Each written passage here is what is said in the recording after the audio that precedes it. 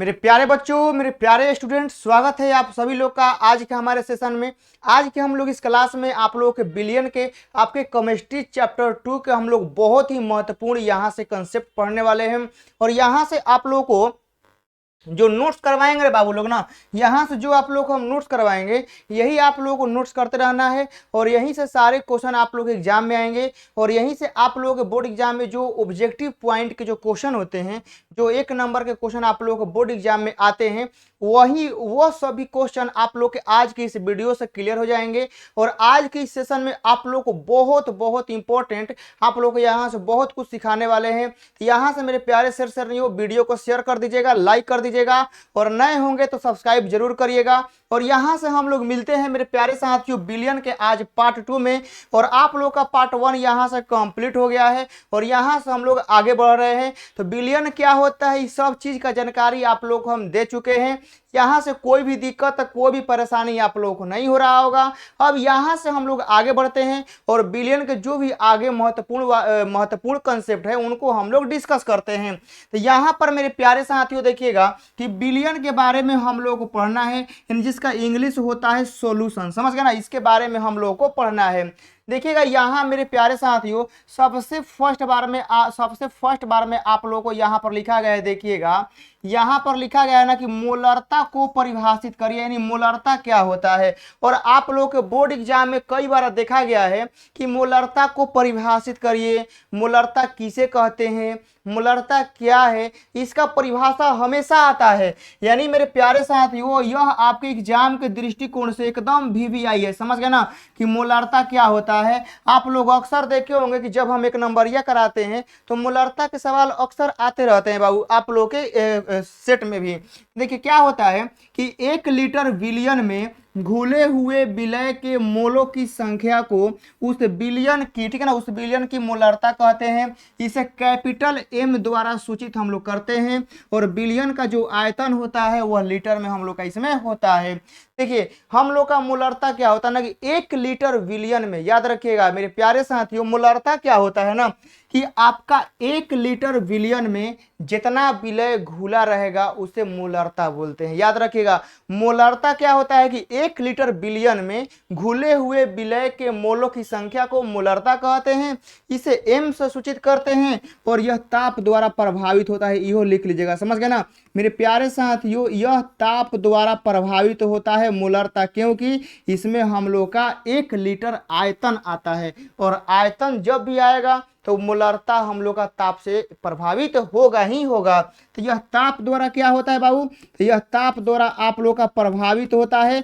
जल्दी से आप लोग लिखेंगे, यह सर जी ताप द्वारा क्या होता है, यह हम लोग का टेम्परेचर द्वारा प्रभावित होता है। तो यह आप लोग का यहाँ से हो जाएगा।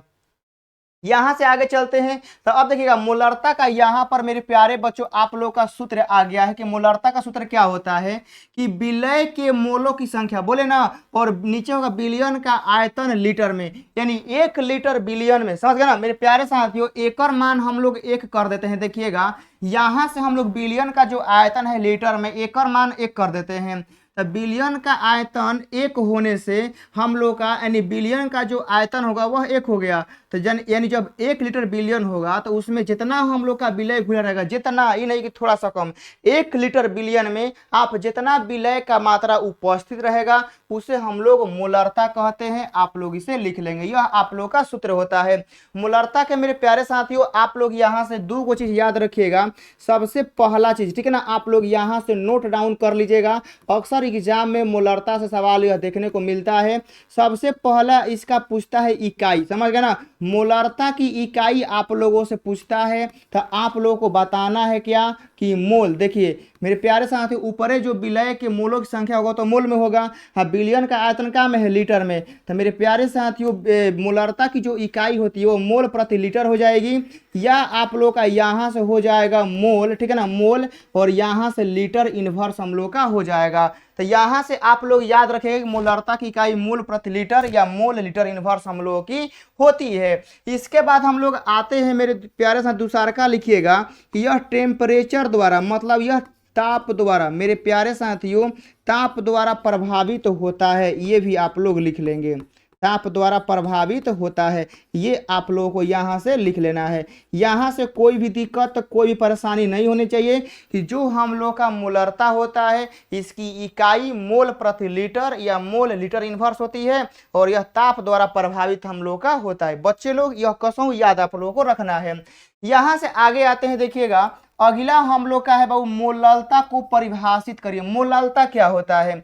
देखिए विलायक के 1000 ग्राम मतलब 1 किलोग्राम में, 1 किलोग्राम में मतलब 1 किलोग्राम विलायक में, ठीक है ना, जितना विलय घुला रहेगा, ठीक है ना, जितना विलय घुला रहेगा उसे विलयन की मोललता कहते हैं और इसे छोटका एम द्वारा हम लोग सूचित करते हैं। तो यहाँ पर देखिएगा मेरे प्यारे साथियों, मोललता क्या होता है? देखिए मोललता क्या था कि 1 लीटर विलयन में, दोनों में अंतर समझिएगा, नाम में तनी मनी का अंतर है। मोलरता में र आता है और मोललता में ल आता है। तो मोलरता में कहा था कि 1 लीटर बिलियन में विलय घुलेगा, 1 लीटर बिलियन में। लेकिन मेरे प्यारे साथियों मोललता जो होता है ना वह आपका 1 किलोग्राम विलायक में, समझ गए ना, 1 किलोग्राम विलायक में आपका जितना विलय का मोल रहेगा ना, जितना विलय का मोल रहेगा तो उसे बिलियन की हम लोग मोललता कहते हैं और इसे एम द्वारा हम लोग सूचित करते हैं। तो एकरा में आप लोग देख सकते हैं कि यहाँ से मेरे प्यारे साथियों और विलायक का जो द्रव्यमान होता है वो हम लोग का केजी में होता है। ये भी आप लोग यहाँ से लिख ही लिए होंगे। अब यहाँ से मेरे प्यारे साथियों यह आप लोग का दूसरा नंबर था और यहां से हम लोग नेक्स्ट अब आगे बढ़ते हैं सूत्र की तरफ। यहां से हम लोग फॉर्मूला का हम लोग देख लेते हैं कि मोललता का फॉर्मूला क्या आएगा। तो यहां पर मेरे प्यारे साथियों आप लोग देखिएगा कि मोललता, समझ गए ना, मोललता का क्या सूत्र होता है कि विलय के मोल होंगे और नीचे विलायक का द्रव्यमान होगा क्या में, केजी में, समझ गए ना, याद रखिएगा। तो यहाँ से आप लोग को याद रखना है कि मोललता का जो फॉर्मूला हो जाएगा वह विलय के मोल हो जाएगा और नीचे विलायक देना है और द्रव्यमान केजी में। मोलरता में क्या था? मोलरता में नीचे हुआ था कि बिलियन का आयतन लीटर में, लेकिन बस एकरा में ये होता है कि विलायक का द्रव्यमान हम लोग का केजी में होगा। यह आप लोग को याद रखना है। एकरों में आप लोगों को 2 गो नोट वाला बात याद रखना है, अक्सर एग्जाम में आप लोगों से पूछता है मोललता के बारे में। तो यहाँ देखिए सबसे पहला चीज कि आप लोगों को इसका जो इकाई है, समझ गए ना, इसका जो यूनिट है आप लोगों को याद रखना है कि मेरे प्यारे साथियों इसका जो यूनिट होता है ना वह हम लोग का मोल प्रति केजी होता है। या हम लोग एकरा को ऐसे लिख सकते हैं, देखिएगा यहाँ से मोल, ठीक है ना, और यहाँ से हम लोग केजी इन्वर्स कर सकते हैं। ये भी हम लोग का यहाँ से हो जाएगा। और दूसरा का चीज मेरे प्यारे साथियों अब बताइएगा, कभी टेम्परेचर द्रव्यमान को प्रभावित कर देगा? टेम्परेचर कभी द्रव्यमान को प्रभावित करेगा? नहीं करेगा। जैसे आप लोग कभी पेट्रोल डलवाए होंगे गाड़ी में तो पेट्रोल बहुत ही ठंडा होता है, समझ गए ना, वो ठंडा इसलिए रखा जाता है ना कि उसका आयतन सटीक हो, समझ गए ना, वरना कहीं एने ओने हुआ टेम्परेचर में समझिए कि फिर क्या होगा, मात्रा में कमी हो जाता है। तो आयतन जो होता है ना वो टेम्परेचर पे क्या होता है। आप लोग नहीं सोचते हैं कि जो पेट्रोलवा ठंडों के दिन में ठंडे हम लोग को देता है और ज़्यादा गर्मी रहता है तो भी पेट्रोलवा हम लोग को ठंडे मिलता है, क्यों? आखिर पेट्रोलवा गर्म काहे नहीं हम लोग को मिलता है? गर्म करेगा बाबू लोग ना तो आयतन में हेर फेर हो जाएगा। फिर कहेगा सर 1 लीटर हम पेट्रोल डलवैनी, गड़िया मतलब उतना चलल काहे ना, पहले ही काहे रुक गई, तेल पहले ही खत्म हो गई। तो जो हम लोग का आयतन होता है बाबू लोग ना, जो हम लोग का लिक्विड होता है ये टेम्परेचर से इफेक्ट करता है, मतलब प्रभावित होता है। लेकिन हम लोग का जो द्रव्यमान होता है मेरे प्यारे साथियों इस पर टेम्परेचर का इफेक्ट पड़े नहीं करता है। जैसे आप लोग 1 किलो चीनी ठंडा के दिन में किनिए तो चाहे गर्मी के दिन में किनिए, 1 किलो चीनी 1 किलो चीनी रहता है, उस पर टेम्परेचर का इफेक्ट नहीं पड़ता है। तो वैसा ही देखिए एकरा में जो द्रव्यमान होता है तो केजी में है ना, तो इस पर हम लोग का ताप का, समझ गए ना, ताप से स्वतंत्र होता है। लिखिएगा ताप से क्या होता है मेरे प्यारे साथियों, ताप से स्वतंत्र होता है। मतलब आप लोग लिख सकते हैं कि ताप से प्रभावित नहीं होता है, यह समझ गए ना। यह मेरे प्यारे साथियों यहाँ टेम्परेचर लिख के काट दीजिएगा। यह जो हम लोग का होता है ना टेम्परेचर पे इफेक्ट एकरा पे नहीं पड़ता है। मोललता टेम्परेचर से प्रभावित नहीं होता है। आप कितनों टेम्परेचर बढ़ा दीजिए कम कर दीजिए मोललता में, ठीक है ना, मोललता में मोललता इफेक्ट करता है, मतलब प्रभावित होता है। लेकिन मोललता जो होता है ना, मोललता पर टेम्परेचर का कोई भी प्रभाव, कोई भी इफेक्ट देखने को नहीं मिलता है। यहाँ से आगे चलते हैं। अब यहाँ आप लोग के लिए सब लिख दिए हैं कि ताप का नहीं प्रभाव, समझ गए ना, जो ताप पे डिपेंड नहीं करता है, जो ताप से प्रभावित नहीं होता। आप लोग कहते हैं सर बिलियन में ऐसा कौन कौन चीज है, ऐसा कौन कौन पार्ट है जो ताप से प्रभावित होता है, ऐसा कौन कौन मतलब टॉपिक है, इसमें कौन कौन नाम है जो ताप से प्रभावित होता है। तो यह सब आप लोग के लिख दिए हैं कि ताप से प्रभावित नहीं होने वाला और यहाँ ताप से प्रभावित होने वाला, दोनों लिख दिए हैं। यहाँ देखिए सबसे फर्स्ट में आता है मुललता, समझ गए ना। मुललता यह टेम्परेचर से प्रभावित होता है। यह द्रव्यमान प्रतिशत, द्रव्यमान प्रतिशत क्या है, यह आपके टेम्परेचर से यानी ताप से प्रभावित होता है। यहाँ देखिएगा पार्ट पर मिलियन, पीपीएम, देखिए पार्ट पर मिलियन पीपीएम, कल पढ़ाए थे ना पार्ट 1 में। पीपीएम जो होता है टेम्परेचर से इफेक्ट नहीं करता है। मोल अंश चाहे मोल प्रभाज, समझ ना, मोल अंश चाहे मोल प्रभाज, ये सभी जो है ताप परिवर्तन का प्रभाव नहीं होता है इन पर, समझ गए ना। इन पर टेम्परेचर का परिवर्तन होगा, टेम्परेचर में हेर फेर होगा, टेम्परेचर में चेंज होगा, तो आप इन सब में कोई परिवर्तन देखने को आप लोगों को नहीं मिलेगा। सबसे फर्स्ट बात है। दूसरा बात कि अब टेम्परेचर का प्रभाव किस पर होता है, ये तो जानना जरूरी है ना कि टेम्परेचर का प्रभाव इफेक्ट कोना कोना पे पड़ता है। तो सिंपल से याद रखिए कि जौना में आएगा आयतन, जौना में आएगा लीटर, ओकरा पे टेम्परेचर के प्रभाव पड़बे करेगा, एकदम पड़ेगा 100%। जौना में आएगा आयतन ना, जौना में क्या आएगा आयतन लीटर आएगा, उसमें टेम्परेचर का प्रभाव पड़बे करेगा, इसमें कोई दो मत नहीं है। देखिएगा अब देखिए मोलारता हो जाएगा, टेम्परेचर से बेचारा ग्रसित है। नॉर्मलता हो जाएगा, टेम्परेचर से प्रभावित है। अब आप लोग कहेगा सर मोलारता तो पढ़ा दिए हैं, नॉर्मलता क्या होता है अभी तुरंत पढ़ाएंगे इसके बाद। अब देखिए आयतन प्रतिशत हो गया, समझ गए ना। फिर आपका द्रव्यमान आयतन प्रतिशत हो गया, फॉर्मलता हो गया, ये आदि जो होते हैं ताप द्वारा प्रभावित होती हैं, समझ गए ना। और इनका मान ताप बढ़ने पर घटता है। ये वाला जो पॉइंट है बाबू लोग ना, ये वाला जो पॉइंट है ना, अक्सर एग्जाम में आ गया ना तो आप लोगों से गलती ही करवा देगा, याद रखिएगा। क्योंकि यही वाला पॉइंट सारे बच्चे को नहीं मालूम है। आप लोग तो जानते हैं कि मोलारता जो होता है ताप से प्रभावित होता है, लेकिन यह थोड़े जानते हैं कि कैसे प्रभावित होता है। ताप बढ़ेगा तो घटेगा, कि ताप घटेगा तो वो भी घटेगा कि बढ़ेगा, ये थोड़े आपको जानकारी है। बस आप लोग यह जानते हैं कि जो हम लोग का मोलारता होता है यह ताप से प्रभावित होता है, लेकिन कैसे प्रभावित होता है ये तो आपको नहीं मालूम है। अक्सर एग्जाम में क्या करेगा कि यही अंदर से सवाल पूछता है और आप लोग जहुआ जाते हैं। और आपको याद रखना है कि इनका मान ताप बढ़ेगा ना तो घटेगा। जैसे मोलारता के लिए पूछेगा कि ताप बढ़ने पर मोलारता का मान होगा। अब लीजिए, अब सभी बच्चे याद किए होंगे कि मोलारता ताप से प्रभावित होता है, लेकिन अब एकरे में एक स्टेप अंदर लेके चला गया कि ताप बढ़ने पर मोलारता होगा, बस बढ़ेगा घटेगा दोनों नॉन ऑफ दीज। और बहुत सारे बच्चे कंफ्यूज कि लो अब टेम्परेचर बढ़ेगा तो क्या होगा। तो मेरे प्यारे साथियों, टेम्परेचर बढ़ेगा तो इनका मान घटेगा और टेम्परेचर घटेगा तो इनका मान बढ़ेगा, ऐसे होता है, समझ गए ना। व्युत कर्मानुपाती होता है। प्लीज आप लोग एक के नोट कर लीजिएगा मेरे प्यारे साथियों, कसम आप लोग को नोट करना है, ये वाला पॉइंट आप लोग को नोट करना है। अक्सर आप लोग के एग्जाम में यह देखने को पॉइंट मिलेगा, लेवल बढ़ेगा, ठीक है ना। यदि आपके बोर्ड एग्जाम केमिस्ट्री के पेपर का लेवल बढ़ाएगा तो यहां से सवाल जरूर पूछेगा, समझ गए ना। यहां से हम लोग आगे चलते हैं। अब देखिएगा बाबू, यहां से हम लोग आते हैं नॉर्मलता को परिभाषित करिए। नॉर्मलता क्या हो, देखिए बिलियन के 1 लीटर घोलित विलय के ग्राम तुल्यांकों की संख्या को बिलियन की नॉर्मलता कहते हैं। इसे n से सूचित करते हैं, इसकी इकाई ग्राम तुल्यांक प्रति लीटर में होती है, समझ गए ना।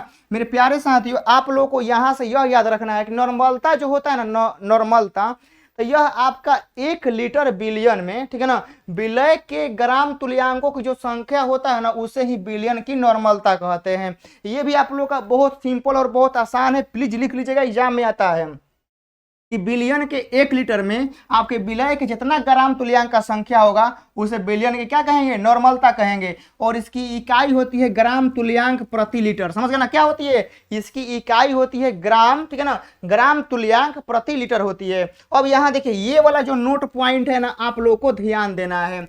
और यहां से मेरे प्यारे साथियों, आप लोग को जो नोट पॉइंट है ध्यान से देखिएगा, ये आप लोग के लिए बहुत ही क्या है बाबू स्पेशल है। देखिएगा यहाँ पर क्या है कि बोला गया कि यह तापमान से प्रभावित होता है क्योंकि यह आयतन से संबंधित है। देख रहे हैं ना, एकदम कैसे सिंपल भाषा में आप लोग को लिख दिए हैं कि जो हमारा नॉर्मलता होता है, नॉर्मलता यह हम लोग का ताप से प्रभावित होता है। क्यों होता है, क्योंकि एकरा में आयतन आता है। अब जौना में बबुआ लोग आयतन आएगा तो हम तो पहले ही बोले हैं कि जौना के फॉर्मूला में आयतन आया वो टेम्परेचर से प्रभावित होगा ही होगा।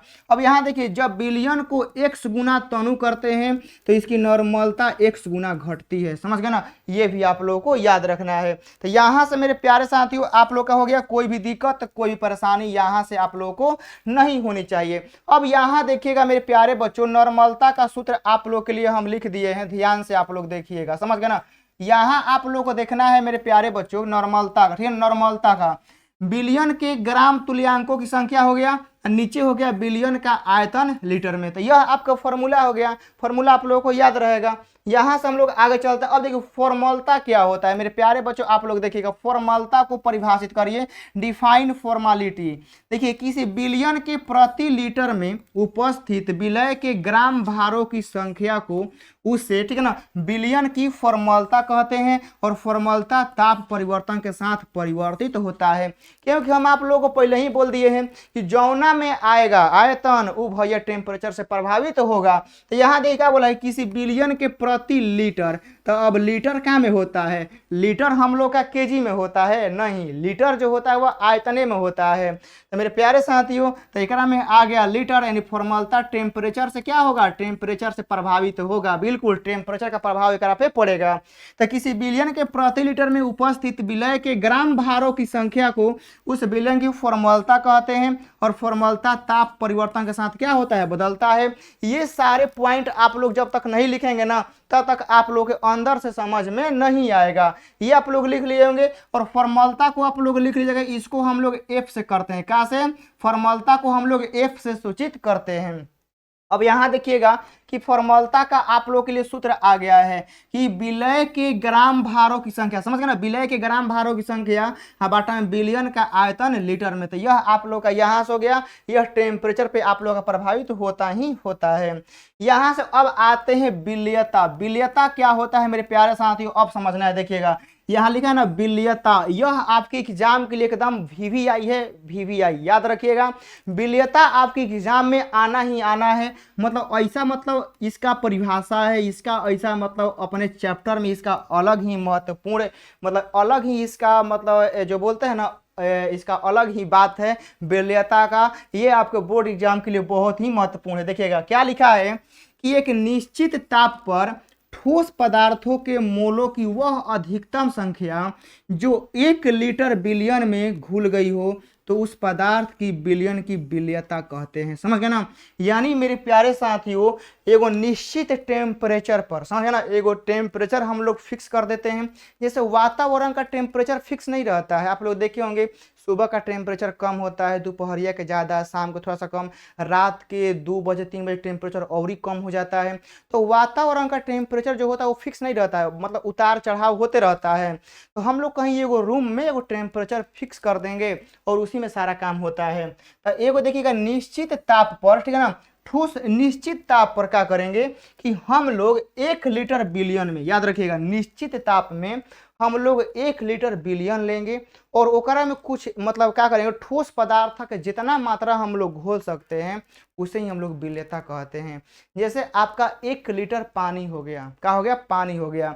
तो 1 लीटर पानी में हम लोग जितना चीनी की मात्रा को घोल सकते हैं, समझ गए ना, वह क्या होगा, बिलियता हो जाएगा। वही लिखा गया है कि एक निश्चित ताप पर ठोस पदार्थों के मोलों की वह अधिकतम संख्या, मतलब न्यूनतम नहीं, आप जितना अधिकतम से अधिकतम आप लोगों का में मिला दीजिए। यानी अधिकतम से अधिक मतलब 1 लीटर में आपको किसी ठोस पदार्थ के, किसी विलय की सबसे अधिकतम मात्रा आपको क्या करना है, मिला देना है। जैसे हम बोलते हैं ना कि मेरे प्यारे स्टूडेंट, हम आप लोग को अपने बर्थडे पार्टी में बुलाएंगे और आप लोग हम खाना खिलाएंगे, तो 1 घंटा का टाइम देंगे, आप जितना खाना खाना है खा लीजिए।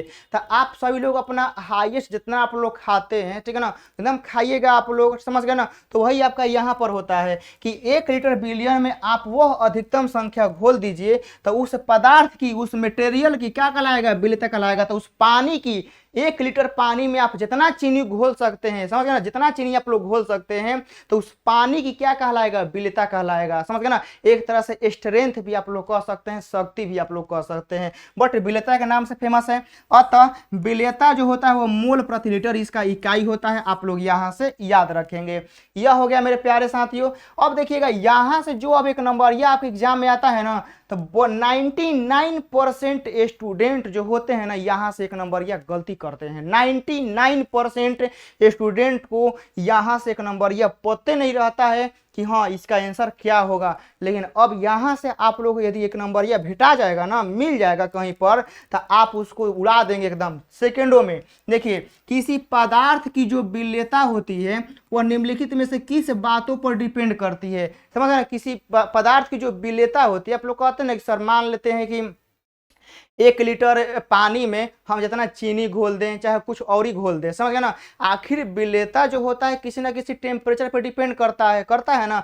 जैसे आप लोग देखिए, जैसे आप लोग देखिएगा, जैसे आप लोग हम लोग सिंपल पानी में साबुन को हम लोग घोलेंगे तो घुल जाएगा, लेकिन आप लोग देखिएगा नहर के पानी में साबुन घुलवे नहीं करता है। तो कहीं ना कहीं कुछ पे डिपेंड करता होगा विलेयता, समझ गए ना। विलेयता क्या होता है, जैसे गर्म पानी में कोई चीज का घुलने का क्षमता और ठंडा पानी में किसी के घुलने का क्षमता डिपेंड करता है। आप गर्म पानी में किसी पदार्थ को डाल दीजिए और उसी पदार्थ को ठंडा पानी में डालिए, दोनों के सॉल्यूशन में, दोनों के घुलने में, ठीक है ना, घुलने में अंतर हो जाएगा बाबू, समझ गए ना। क्या हो जाएगा, अंतर हो जाएगा। गर्म पानी में आपको कुछ अलग तरीके से घुलेगा, ठंडा पानी में कुछ अलग तरीके से घुलेगा, लेकिन दोनों के घुलने में पक्का ना पक्का डिफरेंस आप लोगों को देखने को मिलेगा। तो वही आपका यहाँ पर होता है कि किसी पदार्थ की जो विलेयता होती है ना, वो किन किन बातों पर डिपेंड करती है। सबसे पहला चीज कि आपका विलय के प्रकृति पे, जो हम घोल रहे हैं वह क्या है, मतलब विलयन में हम क्या घोलना चाहते हैं उस पर डिपेंड करेगा ना, हम लोग क्या उसमें घोलना चाहते हैं। तो फर्स्ट मात्रा में आपका विलय की प्रकृति पे डिपेंड करेगा।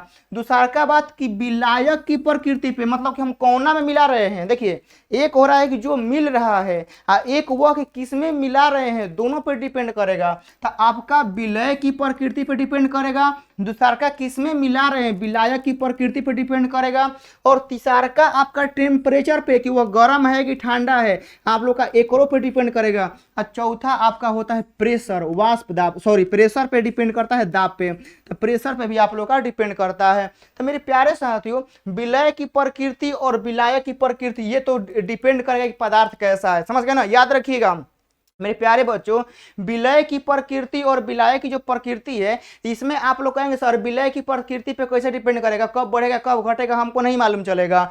तो विलय की प्रकृति में बस आप लोगों को सवाल ये पूछेगा ना कि विलेयता किस पर डिपेंड करता है, विलय की प्रकृति, विलायक की प्रकृति की, दोनों, ऐसे सवाल आप लोगों के बनेंगे। तो याद रखना है कि जो विलेयता होती है ना, इन चारों पर डिपेंड करती है, लेकिन जो विलय की प्रकृति है बाबू लोग ना, यह डिपेंड करेगा वह पार्टिकल पे, कण पे, वह पदार्थ पे डिपेंड करेगा कि वह पदार्थ रियल में है कैसा। वह विलायक की प्रकृति पर डिपेंड करेगा कि विलायक में वह पदार्थ कैसा है, पानी है, कुछ तेल है कि क्या है, वह डिपेंड करेगा पदार्थ पे। लेकिन यहाँ टेम्परेचर में याद रखिएगा, ऐसे मेरे प्यारे साथियों, टेम्परेचर आपका बढ़ेगा, ठीक है ना, तो किसी द्रव में जो उसकी विलेयता होगी वह घटेगी। याद रखिएगा, टेम्परेचर बढ़ेगा तो इसकी विलेयता घट जाती है मेरे प्यारे साथियों। जैसे गर्म पानी में घोलने की जो क्षमता होगी वह कम हो जाएगी, समझ गए ना, और ठंडा पानी में ज्यादा घुलेगा मेरे प्यारे साथियों। इसीलिए आपके ठंडे पानी में ऑक्सीजन की मात्रा ज्यादा होता है और गर्म पानी में ऑक्सीजन की मात्रा कम होता है। आप लोग ऐसा नहीं सोचते हैं कि ठंडे पानी में मछली जिंदा रहती है और गर्म पानी में मछली काहे मर जाती है, काहे, ठीक है ना, काहे मर जाती है। तो मेरे प्यारे साथियों, ठंडे पानी में किसी पदार्थ के घोलने की क्षमता ज्यादा होती है और गर्म पानी में किसी पदार्थ के घुलने की क्षमता कम होती है, और ठंडे पानी में ऑक्सीजन की मात्रा ज्यादा होती है, इसीलिए ठंडे पानी में मछली को कोई तकलीफ नहीं होता है, और गर्म पानी में ऑक्सीजन की मात्रा कम होती है, इसीलिए मेरे प्यारे साथियों मछली को सांस लेने में दिक्कत होता है, समझ गए ना। इसीलिए मेरे प्यारे साथियों, आप लोग इन सारी बातों पर ध्यान नहीं दिए होंगे, लेकिन आज आप लोग पक्का समझ में आ गया होगा कि हाँ, ठंडा पानी और गर्म पानी में बहुत तरह के अंतर देखने को मिलता है हम लोग के केमिस्ट्री में, समझ गए ना, और यह रियल लाइफ में भी आप लोग को देखने को मिलता है। याद रखिएगा कि मेरे प्यारे साथियों, आप लोग को याद रखना है कि टेम्परेचर बढ़ेगा ना, टेम्परेचर बढ़ेगा तो उसकी विलेयता घटती है, किसी पदार्थ की उसमें घुलने की क्षमता घटेगी, ठीक है ना, घटेगी। और टेम्परेचर जितने कम रहेगा उसकी विलेयता उतनी ज्यादा बढ़ेगी। और प्रेशर याद रखिएगा, प्रेशर के साथ समानुपाती होता है, जैसे प्रेशर जितने ज्यादा रहेगा ना उसकी विलेयता उतने ज्यादा होगा, समझ गए ना मेरे प्यारे साथियों। प्रेशर जितने ज्यादा होगा ना इसकी विलेयता भी उतने ज्यादा होगा, आप लोग याद रखिएगा। ये दोनों महत्वपूर्ण बातें आप लोग को आज के सेशन बताए हैं। प्लीज आप लोग यहाँ से वीडियो रोक के चाहे कसौं लेकिन नोट्स जरूर करिएगा, ये टेम्परेचर वाला और ये दाब वाला, क्योंकि जब एग्जाम में सवाल आएंगे ना तब मेरे प्यारे साथियों बहुत सारे स्टूडेंट या तो छोड़ देंगे या तो वह गलती आंसर लगाएंगे, लेकिन आप लोग नहीं लगा पाएंगे क्योंकि आपको सारा राज सारा जानकारी आप लोग को मालूम चल गया है। यहाँ देखिएगा अब आते हैं मेरे प्यारे साथियों हेनरी का नियम।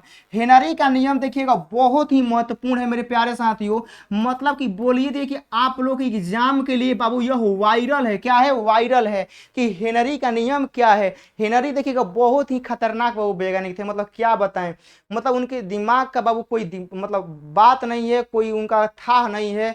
समझिए कि फिजिक्स में वो सही जलवा है, केमिस्ट्री में वो सही जलवा है। देखिएगा इस नियम के अनुसार स्थिर ताप पर किसी गैस की जो विलेयता होती है बाबू वह गैस के दाब के समानुपाती होती है। तो हम मान लेते हैं, ठीक है ना, मान लेते हैं मेरे प्यारे साथियों कि किसी गैस की जो विलेयता है वह m है। मान लेते हैं, क्या कोई दिक्कत है? बताइएगा। हम मान लेते हैं कि किसी द्रव की जो विलेयता है, चाहे किसी गैस की जो विलेयता है मेरे प्यारे साथियों, विलेयता को हम m मान लेते हैं। तो किसी गैस की जो विलेयता है वह m मान लेते हैं। तो बोले हेनरी नियम ना कि स्थिर ताप पे मतलब टेम्परेचर हम लोग का क्या रहेगा? फिक्स रहेगा। तो टेम्परेचर फिक्स रहेगा ना तो किसी गैस की जो विलेयता है, ठीक है ना, वह गैस के दाब के समानुपाती। समानुपाती का मतलब समझाए था ना, आमने सामने, आंखिए के सोझा, एकदम सोझे सोझे, एकदम नजरी के सोझे सोझे जो रहेगा ना उसको बोलते हैं समानुपाती, और जो एगो ऊपर या एगो नीचे रहेगा उसको बोलते हैं व्युत्क्रमानुपाती। तो यहाँ देखिएगा जो एम होता है बाबू यह आपकी वाष्प दाब गैस के दाब के समानुपाती होता है, यानी एम पी के समानुपाती होता है। आप लोग को याद रखना है। ओकरा बाद आप लोग जब समानुपाती का चिन्ह हटेगा ना मेरे प्यारे साथियों तो एगो हम लोग का कांस्टेंट आता है के और यहाँ से हम लोग का हो जाएगा पी। तो एम बराबर आप लोग का यह हो जाएगा, याद रखिएगा। तो आप लोग को यह याद रखना कि हेनरी का जो नियम है ना यह आप लोग का विलेयता से संबंधित है। समझ गए ना, कौना से? विलेयता। याद रखिएगा, यदि पूछेगा कि हेनरी का नियम विलेयता वाला तो आपको यह लिखना है, ठीक है ना। हेनरी का नियम जो है मेरे प्यारे साथियों यह विलेयता का नियम से है।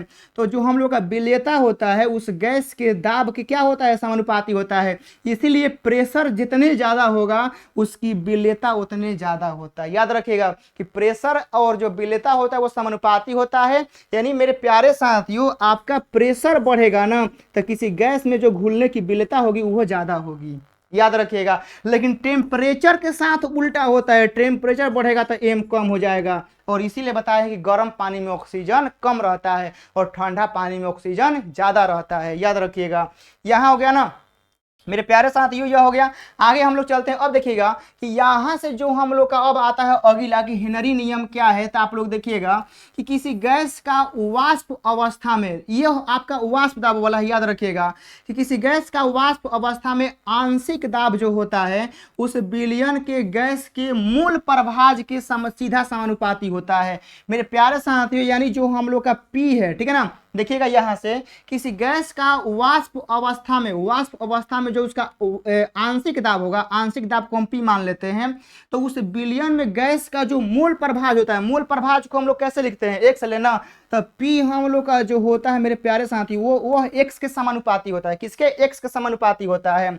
यही कौन बोले हैं? हेनरी नियम। तो यह बोले हैं वाष्प अवस्था में। समझ गए ना, वाष्प अवस्था में कि जो किसी गैस का हम लोग का आंशिक दाब होता है उस गैस के मूल प्रभाज का हम लोग का समानुपाती होता है। यहाँ से हम लोग का मेरे प्यारे साथियों समानुपाती हटेगा तो बराबर आएगा। पूरे इक्वेशन को बैलेंस करने के लिए यहाँ पर KH आएगा और यहाँ पर हम लोग का x होगा। तो यह आप लोग को याद रखना है। यह आप लोग का हेनरी का नियम। इस जो KH होता है ना बाबू तो KH को हम लोग हेनरी स्थिरांक बोलते हैं। लिख लीजिएगा, यहाँ से जो KH होता है मेरे प्यारे साथियों इसको हम लोग बोलते हैं हेनरी स्थिरांक। कोई दिक्कत नहीं है। KH का मान क्या होता है? जो KH होता है उसको बोलते हैं हम लोग हेनरी स्थिरांक, आप लोग को हम बोलते हैं। यहाँ से टोटल कंप्लीट हो गया। अब यहाँ से हम लोग आगे चलते हैं। देखिएगा अब हेनरी के नियम से कुछ संबंध आपको बताना है। देखिएगा यहाँ से P बराबर हम लोग जान गए कि हेनरी में हम लोग का KH और यहाँ पर बाबू लोग हम लोग का X होता है। तो यहाँ पर आप लोग देखेंगे KH का जो मान हो गया, ठीक है ना, KH का जो मान निकलेगा तो मेरे प्यारे साथी वो हमारा क्या होगा, P बाटा में यहाँ पर X आएगा ना, क्या आएगा, P बाटा में XA आएगा।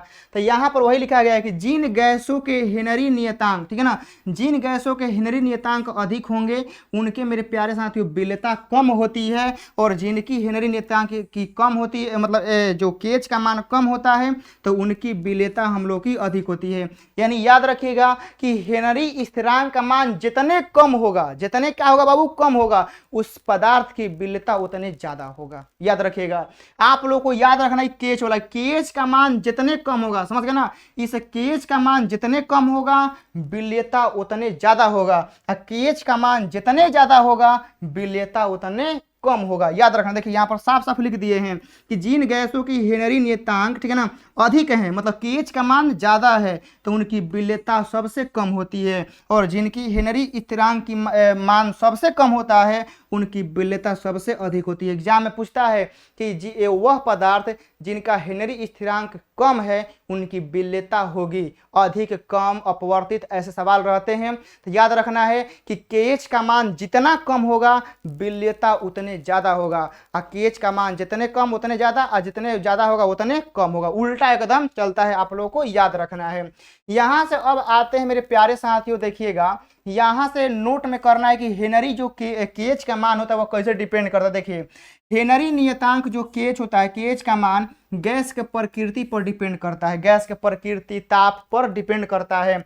और यहाँ देखिए ताप बढ़ाने पर हेनरी नियतांक KH का मान बढ़ता है। टेम्परेचर बढ़ाएंगे ना, याद रखिएगा कि हम लोग टेम्परेचर बढ़ाएंगे तो हम लोग का जो KH का मान होता है वो भी क्या होता है, बढ़ जाता है।